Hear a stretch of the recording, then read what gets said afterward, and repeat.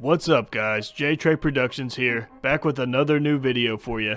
For today's video, I'm going to discuss Shaq's all-time starting five and give you a team that I think could compete with them.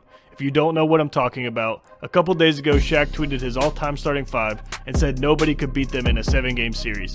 He might be right, but I thought it would be a fun idea to at least try to build a team that could compete with them. So without further ado, let's get into it. Alright, so I want to go over Shaq's team before telling you guys the team that I built. At point guard, he has Iverson. At shooting guard, Kobe. At small forward, MJ.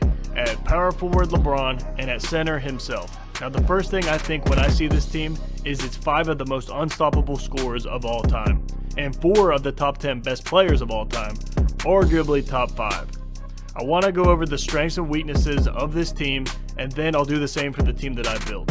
Now, I want to say, although Iverson isn't quite as good as the other players, he's still an amazing scorer, and he would be a nightmare on fast breaks. Really picture this team on a fast break. It would be pretty much unfair. Look at all the lobs that would be thrown. All of them can jam on you other than Iverson, and they're all really quick. They are insanely athletic. They can score in every way.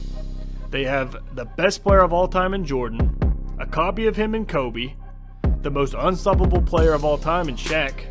If we're talking about peak, which we are assuming that all of these players right now are in their prime. That's what we're assuming. We're not doing this based on career. We're doing this based on just prime value. How good were they in their prime? So you're getting Shaq at his most fit, at his strongest, and most talented. I mean, that's pretty unstoppable. And meanwhile, you also have LeBron, an all-around 6'9" monster that can do everything. You have a killer instinct in all these players, by the way. I know they say LeBron don't have the killer instinct, but he kind of does. And with Jordan and Kobe and Iverson and Shaq, they all have the killer instinct too. Now, other than offense, what can they do defensively? Well, Iverson's their only weakness defensively, but he's still really good at getting steals. He averaged a lot of steals per game, and he was really good at deflecting passes. Now, we know what LeBron can do with his chase down blocks. He's very versatile, and he would be great combined with Shaq because Shaq was an elite rim protector. And Jordan and Kobe would completely lock down the perimeter. They were amazing defenders, and Jordan actually won a Defensive Player of the Year. Let's not forget that. Now, other than that, they have a mental advantage. Like I said, the killer instinct, that mental advantage combined with their talent is just unreal. It's unfair. The only cons I can think of, other than maybe Iverson on defense, is they're not the best at shooting threes, but they're not bad. They ain't bad, though. Like, they can knock them down. They're not like Giannis. Like, with Jordan, LeBron, even Iverson, and Kobe, all 4 of them, they can knock down threes. They're not like Klay Thompson or nothing, but that's pretty much their one. I wouldn't even say it's quite a weakness either. They're not great at three-point shooting, but they're in between. I believe Kobe, Jordan, and LeBron are all around 33%, so not bad. Other than that, some people have questioned their chemistry because they have 3 shooting guards that are pretty much built to score. 3 ball dominant, high volume shooting guards. But if we look at what Kobe and Jordan did in the Olympics, they were fine. Like, they were amazing. So once again, it's a weakness, but not really. Alright guys, we got Magic Johnson at point, we got Kawhi at shooting guard, we got Durant at small forward, we got Bird at power forward, and we got Kareem at center. I want to tell you exactly why I picked each player, and then the strengths and weaknesses of this team. Magic Johnson was a very easy choice. He's by far the greatest point guard ever. I don't think anyone would disagree with that. He's the best passer ever, and how the hell is Iverson going to stop him?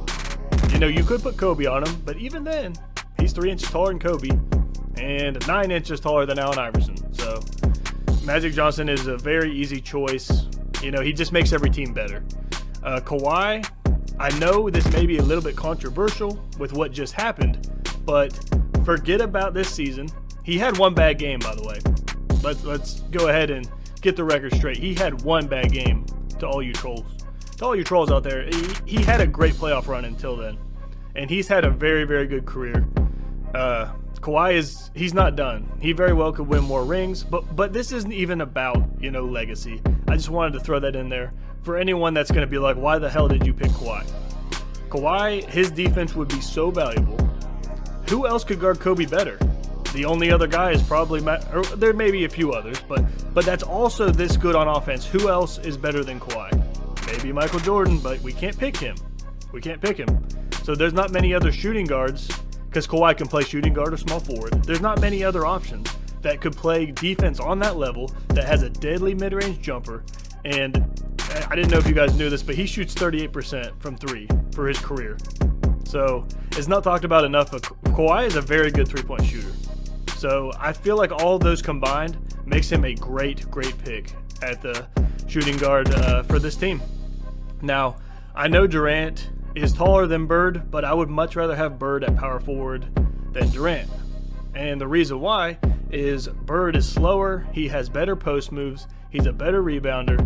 It just makes way more sense. Durant is a 6'10" small forward with guard-like handles. He can shoot the lights out. I just feel like he would be better on Jordan rather than Bird, just because I don't think Bird is the right pick. He's better at power forward.